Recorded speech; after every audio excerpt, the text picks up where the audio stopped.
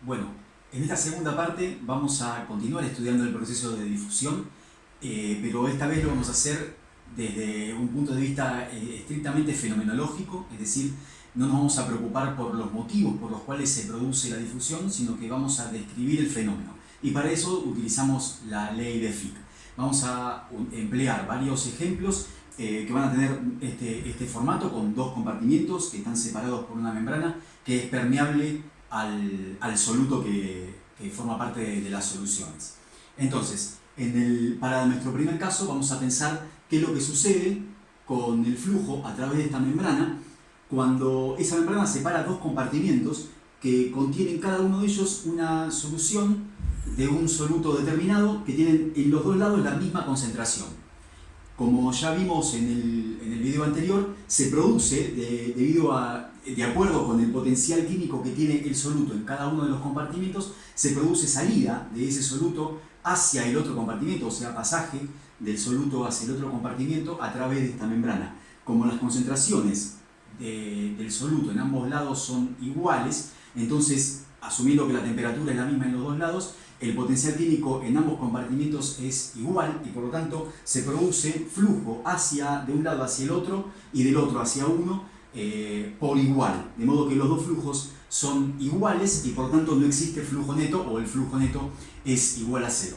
Distinto es el caso en el cual la concentración en uno de los compartimentos es mayor que en el otro.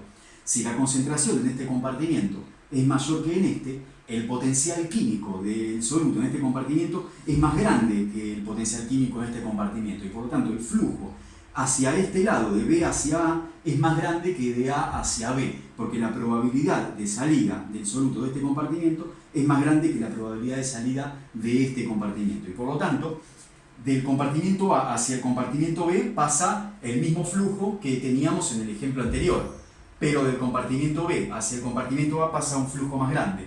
De modo que en este caso tenemos un flujo neto, sumando los dos, tenemos un flujo neto desde el compartimento B hacia el compartimento A. Si la concentración en el compartimento B es aún más grande, pero la concentración en el compartimento A sigue siendo la misma que en los dos casos anteriores, entonces va a haber, de acuerdo con el potencial químico que tiene el soluto en el compartimento A, va a haber flujo hacia el compartimento B, el mismo flujo que teníamos antes, de ese compartimento hacia B. Pero el flujo del compartimento B hacia el compartimento A va a ser más grande que acá y que acá. ¿Sí? Porque la concentración aquí es más grande que aquí y que aquí.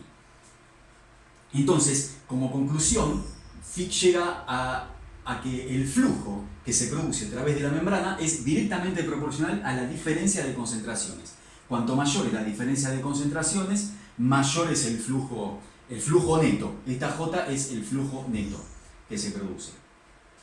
Vamos a ver otro ejemplo, el primero de los cuales es igual a este ejemplo anterior, o sea, a partir de ahora vamos a tomar ejemplos que sigan este formato. Entonces tenemos acá, por ejemplo, una concentración que es el doble que acá, solamente por poner un ejemplo. Si la concentración acá es el doble que acá, el flujo de acá hacia allá, de B hacia A, va a ser el doble del flujo de A hacia B.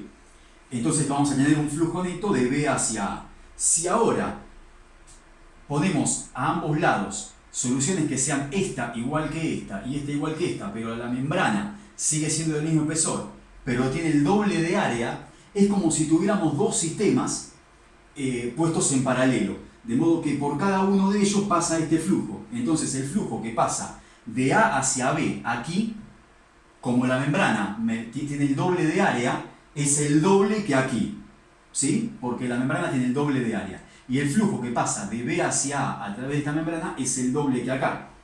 Por lo tanto, esta diferencia de flujos, este flujo neto, me da el doble que acá. O sea que el flujo neto es directamente proporcional al área de intercambio, al área que tiene esa membrana o esa barrera que impide o permite el pasaje del soluto, de acuerdo con cómo quieran ver la situación. Tomando el mismo ejemplo entonces, el mismo ejemplo que teníamos en el caso anterior, ¿sí? Lo que vemos es que de A hacia B se produce un flujo, pero como la concentración aquí es más grande que aquí, entonces de B hacia A se produce un flujo mayor, por lo tanto tengo flujo neto desde el compartimento B hacia el compartimento A. tomamos ahora el caso de una membrana que tenga un espesor mayor. ¿Sí? Este ejemplo tiene entonces una membrana con un espesor mayor que acá.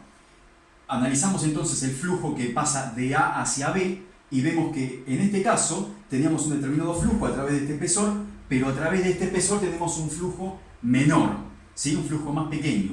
Y de B hacia A tenemos un flujo que va a ser mayor que este, porque aquí hay más concentración que acá, va a ser mayor que este, pero va a ser menor que este porque el espesor es más grande.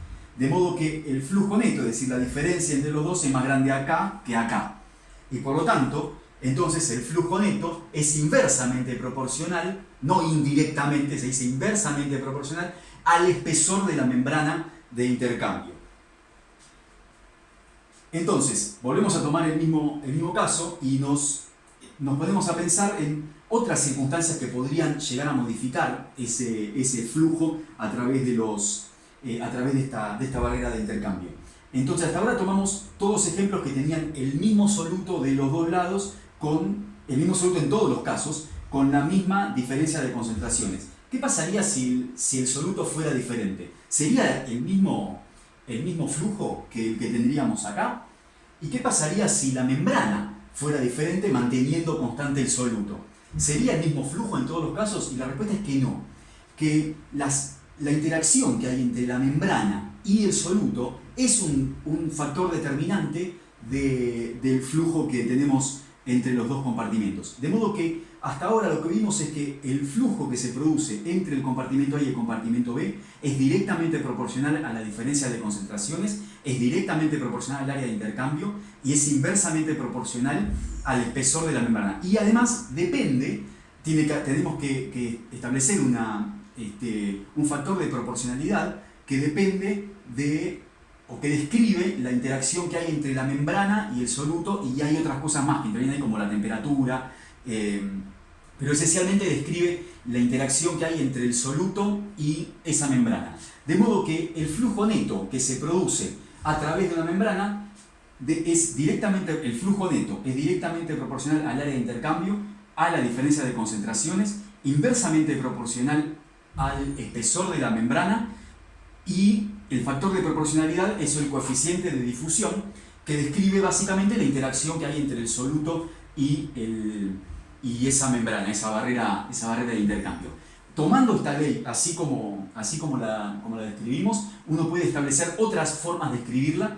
El cociente entre la diferencia de concentraciones y el espesor de la membrana se denomina gradiente para ese soluto y esa membrana, que ahora vamos a ver con un poquito más de precisión cuál es el concepto específico de gradiente, de modo que la ley puede quedar escrita de esta manera, es igual que esta, salvo que en lugar de tener este cociente está expresado como gradiente, y este otro cociente entre el coeficiente de difusión y el espesor se denomina permeabilidad, de modo que la ley puede quedar escrita también de esta manera. En cuanto al concepto específico de gradiente que habíamos visto en la diapositiva anterior, voy a usar este ejemplo. Tenemos dos sistemas en los cuales tenemos una diferencia de concentraciones entre un extremo y el otro de esto que podría ser un vaso, una pecera, para un soluto determinado. Y aquí tenemos la misma diferencia de concentraciones, es decir, que si por ejemplo acá fuera 1 molar y acá fuera 0,1 molar, y acá sería también 1 molar y acá 0,1 molar, de modo que la diferencia de concentraciones es igual entre ambos extremos. Sin embargo, en este caso, en el primer caso, la caída en la concentración es mucho más rápida que en este otro caso, donde la caída es mucho más lenta. Entonces, la importancia del concepto de gradiente está en que el intercambio que se produce entre dos sectores, entre dos unidades de volumen de esta solución, depende básicamente de la diferencia de potencial químico que haya entre este sector y el sector que está inmediatamente después. Y en este caso, cuando uno mira esta unidad de volumen y esta otra unidad de volumen, la diferencia de concentraciones y por lo tanto la diferencia de potencial químico es mucho menor que en este caso, donde la concentración cae mucho más rápido. De modo que en este caso el gradiente es menor que acá. En este caso es más grande el gradiente. La caída es mucho más rápida en la distancia, ¿sí? En menos distancia cae lo mismo, cae lo mismo en menos distancia.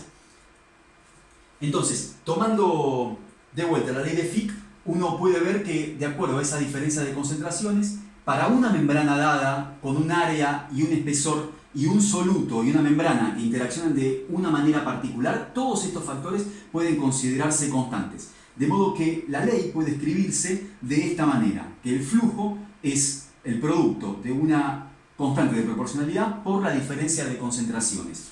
Esta es la forma que tiene una función lineal. De modo que lo que uno tiene que pensar cuando ve la función escrita de esta manera, que es mucho más simple que verla de la otra manera, donde la única variable que interviene es la diferencia de concentraciones, porque consideramos todas las otras constantes, es decir, la aplicamos así en una circunstancia donde todas las otras variables sean constantes, entonces solo depende de la diferencia de concentraciones. De modo que duplicando la diferencia de concentraciones entre los dos compartimentos se duplica el flujo. Disminuyendo a la mitad la diferencia de concentración, disminuye a la mitad del flujo.